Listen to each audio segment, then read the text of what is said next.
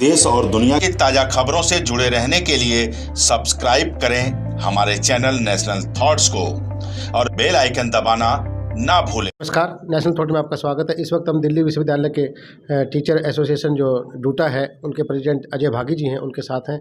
टीचरों की समस्याओं को लेकर के और छात्र हितों के लिए वो हर वक्त तैयार रहते हैं। अजय भागी सर से कि आज का क्या मुद्दा था, क्या विषय था। आज प्रेस कॉन्फ्रेंस बुलाई थी डूटा ने और ये किन मुद्दों को लेकर के अब आगे चलेंगे सर। ऐसा है कि अभी हाल फिलहाल में जो डेवलपमेंट्स हुई हैं दिल्ली विश्वविद्यालय में भी और यूजीसी में, उस विषय के ऊपर आज की प्रेस कॉन्फ्रेंस हमने की थी। विषय तो और भी हैं, लेकिन आज इन दो विषयों पे सेंटर्ड थी। एक तो ये है कि दिल्ली विश्वविद्यालय ने पीछे दो नोटिफिकेशन निकाले जिसके बेसिस के ऊपर इन्होंने ट्यूटोरियल के ग्रुप का साइज़, प्रैक्टिकल के ग्रुप का साइज़ और क्लास के ग्रुप का साइज़ बढ़ा दिया है। और दूसरा, यूजीसी ने एक निकाला है नोटिफिकेशन जो अंडर ग्रेजुएट कोर्सेज़ के लिए नया करिकुलम फ्रेमवर्क उन्होंने बनाया है। बड़ा रिजिड सिस्टम बना करके उन्होंने पेश किया है। इन दोनों को हम एक साथ देख रहे हैं। ये डिक्लेयर चाहे किया हो अलग अलग, लेकिन हैं सब एक साथ ही। तो एक साथ होने का आप क्या निष्कर्ष निकाल रहे हैं उससे? हम ये देख रहे हैं कि दोनों में एक ही तरह का एम एंड ऑब्जेक्टिव है कि एकेडमिक्स पे ध्यान नहीं है। ध्यान है कि कैसे टीचिंग पोजीशंस को कम करना, कैसे इंफ्रास्ट्रक्चर की रिक्वायरमेंट को कम करना, कैसे मतलब कि हम जो गिवन इंफ्रास्ट्रक्चर है और गिवन नंबर ऑफ टीचर है, इसी से 4 साल का कोर्स भी चला लें। इसी से हम जो है ईडब्ल्यूएस की सीटें जो हमारे को एडिशनल मिलनी थी टीचिंग उनको भी ख़त्म कर लें। तो ये मिला जुला सा कार्यक्रम है दोनों का। और इसका कड़े शब्दों में मतलब जो है दिल्ली यूनिवर्सिटी शिक्षक संघ विरोध करता है, क्योंकि अगर आपको रिफॉर्म करना है, 4 सालाना कोर्स चलाना है, आपको 4 ईयर डिग्री प्रोग्राम चलाना है, विद रिसर्च चलाना है, तो उसके लिए इंफ्रास्ट्रक्चर देना होगा, उसके लिए नए टीचर्स देने होंगे, उसके लिए जो है बाकी सारे चीज़ों का प्रावधान मतलब करना पड़ेगा, जिसके लिए तैयार नहीं है। सर, एक तरफ तो वर्कलोड इतना दे दिया जाता है, उधर ऊपर से मैन पावर आपके पास कम है और जो समय सीमा है या उसका जो आपकी वर्कआउट है वो बहुत ज़्यादा बढ़ गया पिछले सिलेबस के मुकाबले। नहीं, वो एक्चुअली क्या है कि इन्होंने 4 साल का कोर्स तो कर दिया, लेकिन नंबर ऑफ क्रेडिट घटा दिए हैं। तो नंबर ऑफ क्रेडिट हमारे पहले 148 होते थे यूजी के ऑनर्स कोर्स में, अब ऑनर्स कोर्स 3 साल में तो बंद कर रहे हैं, जिसका हम बड़ा कड़ा विरोध करते हैं।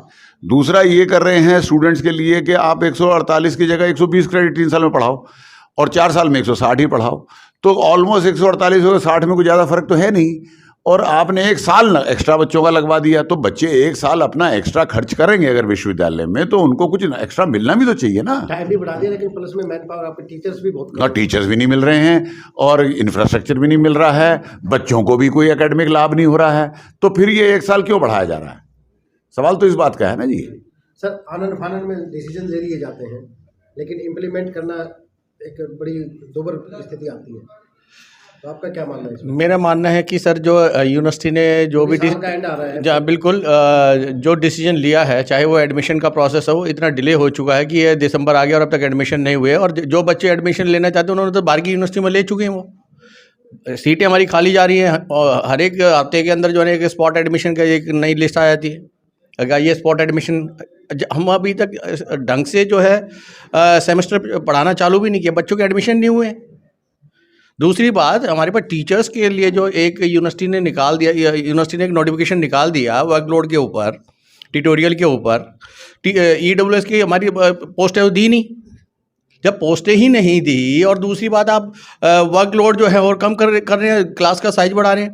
हमारे पास इंफ्रास्ट्रक्चर है नहीं, जो लैब हैं वो उसी साइज की बनी हुई है जो पहले ऑलरेडी जैसे चलता आया था, लेकिन इनको क्यों जल्दी पड़ी हुई है, ये हमारे समझ से ही बाहर है। लैब का जो आपका प्रैक्टिकल का मामला आता है, 8 से 10 बच्चों का 120 माना जाता है, हाँ, 15 लैब में 15 का और ट्यूटोरियल में 8 से 10 बच्चों का, वही सिस्टम हमारे यहाँ चला है और वो कारगर सिस्टम था। अब क्या है कि ट्यूटोरियल के अंदर कह दिया एक बैच में 30 तो एक क्लास में होते हैं, ट्यूटोरियल में थोड़ी होते हैं, और 25 बच्चों का प्रैक्टिकल ग्रुप बना दिया।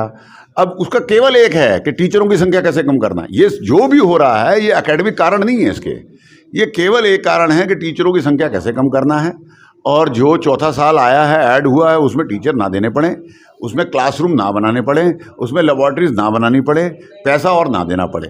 केवल इन बातों को ध्यान में रख करके अगर रिफॉर्म किए जाएंगे कि पैसा नहीं खर्चना, टीचर नहीं देना, संख्या कम करना है, तो फिर और साल बढ़ा देना, तो वो एक अच्छी प्रक्रिया नहीं है। जो भी लोग ये करने में लगे हैं वो जो नेशनल एजुकेशन पॉलिसी के अच्छे बिंदु थे, सरकार ने बड़ा सोच समझ के एक इतना सशक्त इस सरकार ने एक नेशनल एजुकेशन पॉलिसी बनाया था जिसकी लोग बहुत तारीफ कर रहे थे, बहुत वाह कर रहे थे। लेकिन मुझे ये कहने में बड़ा अफसोस हो रहा है कि जो इम्प्लीमेंट करने वाली एजेंसियां हैं और जो ग्राउंड लेवल पे काम करने वाले प्रशासक हैं बैठे हुए, वो उनकी नेशनल एजुकेशन पॉलिसी को फेल करने पे लगे हुए हैं।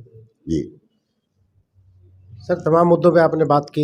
एजुकेशन का जो इंफ्रास्ट्रक्चर है, आनंद फानंद में डिसीजन ले लिए जाते हैं, लेकिन जो इंफ्रास्ट्रक्चर उसकी तरफ ध्यान नहीं दिया जाता। तो अभी डूटा का जो नेक्स्ट स्टेप क्या होगा और क्या क्या आपने कोई डेडलाइन भी दी है क्या, इस तरह का अगर कंडीशन आती है? हमने कहा कि अपने सारे निर्णयों को उनको रिकन्सिडर करना चाहिए। मीनवाइल हमने हर स्टाफ एसोसिएशन को लिख दिया है कि स्टाफ एसोसिएशन हमारे पास, क्योंकि अब जो ये यूजीसीएफ का नया कुरिकुलम है ये तो लगेगा जुलाई में, अभी से ये इन्होंने दे दिया। अब इसके बेसिस पे अभी तो हमारा नया कोर्स आया था इस साल, 132 क्रेडिट करते थे 148 के, अब 132 के भी 120 करेंगे। सारा सिलेबस दोबारा बदला जाएगा, सारा का सारा। नहीं, हम इसका कड़े शब्दों में विरोध करेंगे। हमने जो है पूरी स्टाफ एसोसिएशन को लेटर लिख दिया है। इनके ये सारी चीज़ों को हम पब्लिक में ला रहे हैं, डोमेन में ला रहे हैं। हम जनता को भी जागरूक कर रहे हैं, हम जो है शिक्षकों को भी जागरूक कर रहे हैं, स्टूडेंट्स को भी जागरूक कर रहे हैं, और उसके ऊपर जो फीडबैक आएगा उसके हिसाब से अपना एक्शन प्रोग्राम तैयार करेंगे। हम इसको एजुकेशन को, पब्लिक फंडिंग इंस्टीट्यूशंस की एजुकेशन को कुछ लोगों के जिद के कारण बर्बाद होने नहीं दे सकते। डूटा टीचर एसोसिएशन की जो आज प्रेस कॉन्फ्रेंस थी, तमाम तरह के मुद्दों पे चर्चा हुई और इस वक्त अजय भागी सर हमारे साथ रहे और डॉक्टर सुरेंद्र जी जो फिजिकल एजुकेशन के खुद टीचर हैं, उन्होंने तमाम मुद्दों पे चर्चा की। अब देखते हैं प्रशासन कब तक जागेगा। Thank you. नेशनल थॉट के लिए आपका धन्यवाद।